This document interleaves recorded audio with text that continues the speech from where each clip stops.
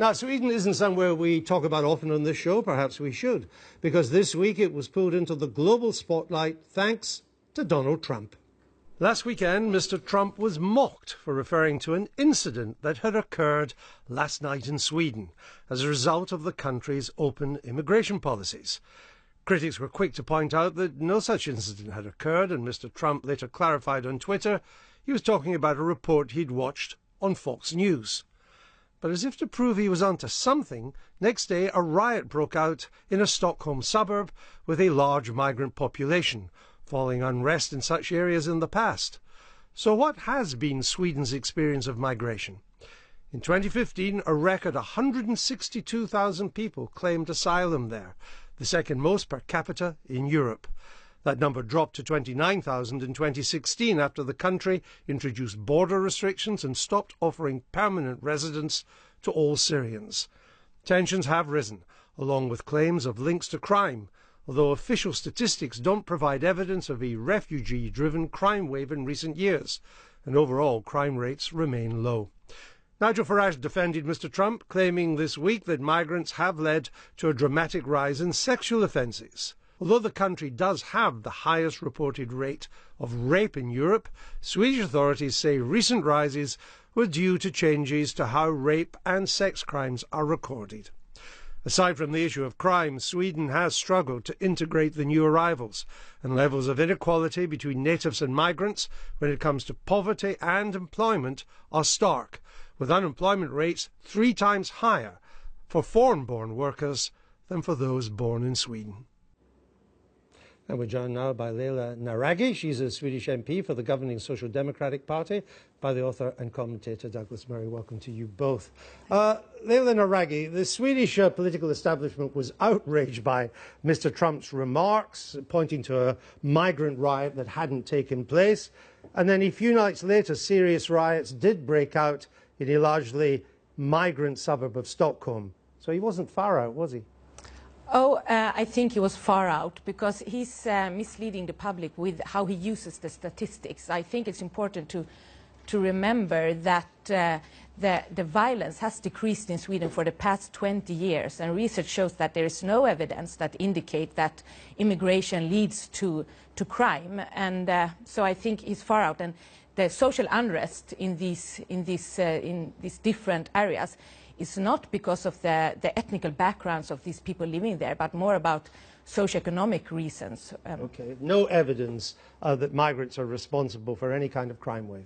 Well, the problem about this story, if I can say so, it reminds me of what happened after the Charlie Hebdo and other terror attacks at the Jewish supermarket in Paris a couple of years ago, when, if you remember, also a Fox News commentator said something that was sort of outlandish about Paris, and the mayor of Paris threatened to sue Fox News, saying, you know, you're making our city look bad. It's a bit like that. We're sort of... Why? Because the truth on this lies between Donald Trump and the Swedish authorities on this.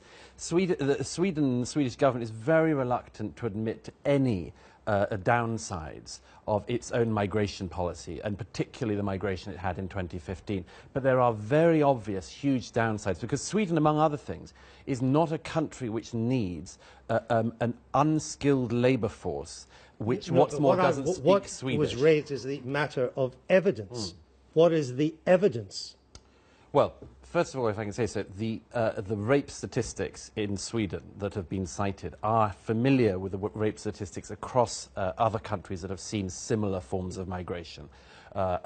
Danish authorities and the Norwegian authorities have recorded similar things, which is a very large... They're not broken down by ethnicity, so we don't know. This is part of the problem. Well, let me get Leila Naragi to respond to that.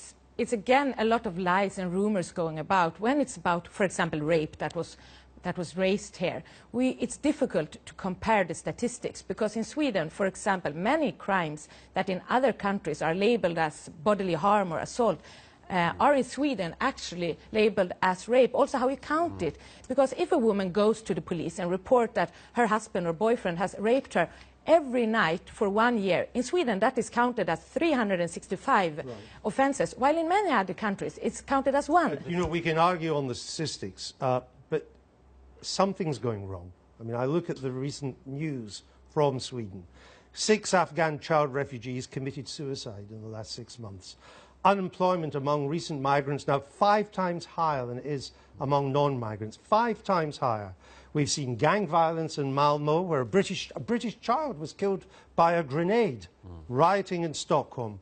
The police in Sweden say there are now 53 areas of the country where it is now dangerous to patrol.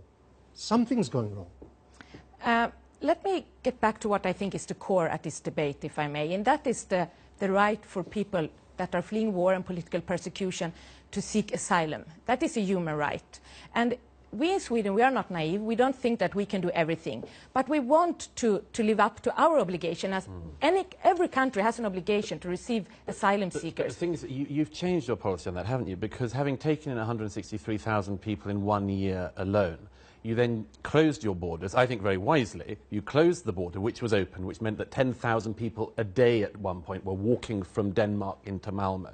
You rightly changed that. So you've realised that whatever one's aspirations as a country in terms of asylum, it sometimes meets reality. And Sweden is now meeting the reality of this. But and if I can just add... Well, let's respond to that, then I'll come back to you. We are not naive. We know that we cannot do everything, but we want to try to do our share, as we think that other countries also need to do their share. But also let me say that if you look what World Economic Forum is saying about our country, they show that we are on the top of many rankings, the best country to live in, the best country to age in, the best country to have children in, the best country to start enterprising. So why have you not been so good then, given all these numbers that you brought in integrating the refugees as they've come in? I'll just come back to the unemployment rate, 5 times higher among migrants than among non-migrants, and that is the highest ratio of any country in the EU and the OECD.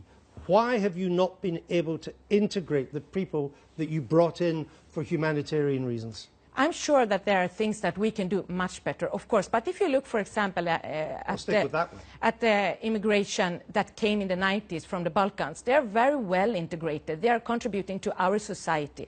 They are starting enterprises. They are working in different fields of society. And they really helped our country. Why have they not got jobs? But they have got jobs. If you look at the No, I'm talking about the migrants who came in. But it takes time. It takes time with integration and establishment. And if we look at experience from the 90s, we managed it, and I'm sure we can do it again. Can I just try to put this into some context, Douglas Murray? It is clear that Sweden has got problems as a result of the number of migrants that come in. Whether as bad as Mr. Trump or others make out is another matter.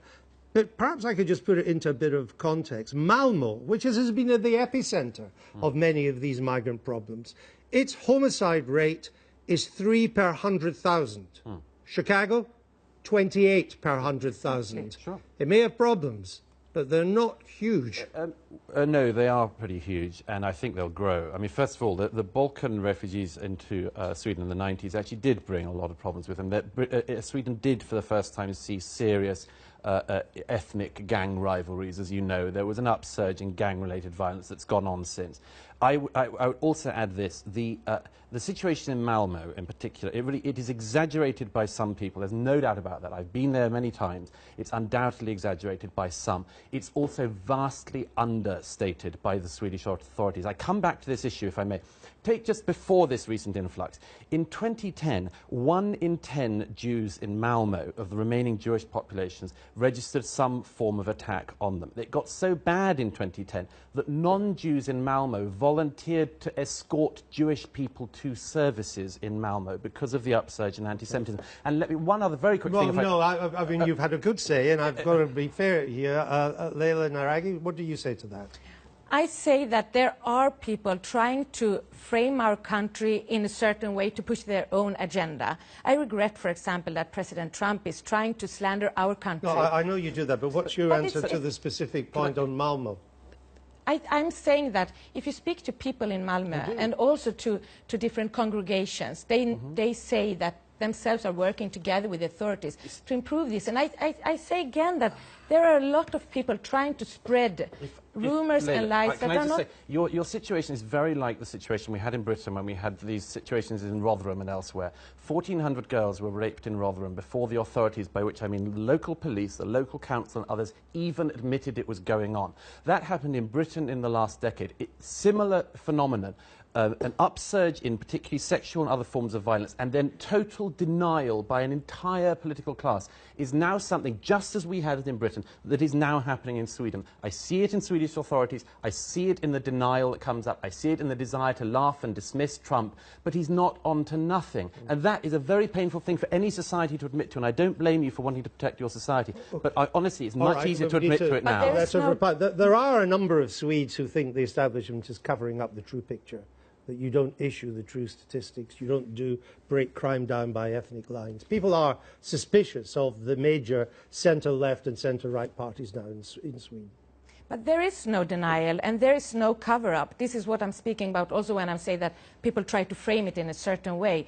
I would say that, for example, the social unrest in different areas, it's not because of the ethnical background of the people living there. It's rather because of different socioeconomic reasons and the conditions. There is no research that shows that immigration is... But you don't do the research into that. The Swedish authorities deliberately ensure that you cannot carry out such research. And what's more, after the Cologne attacks in 2015, it was the first time after those in Germany, that the Swedish authorities and the Swedish press admitted that similar sexual molestation has been going on for years in Sweden. Let me ask you one part, because we're coming to the end of a fascinating debate.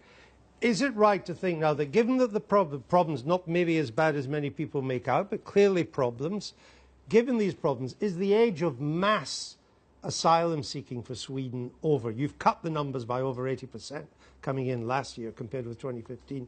Is it over while you concentrate in getting right the people that you have there already? We want to do our share, as we think that other countries should do their share. And we have done a lot, and now we are concentrating, of course, on integration and make sure that people get jobs, and also on big welfare investments. Because it's important to remember that for 8 years, Sweden was governed by a government that prioritized big tax cuts instead of investment in welfare. And that is also the result we are seeing now in the social unrest. You should also bear in mind the possibility that it just won't work. It may just not work. We haven't got time to go into domestic Swedish politics on party lines, but I'm grateful to you both.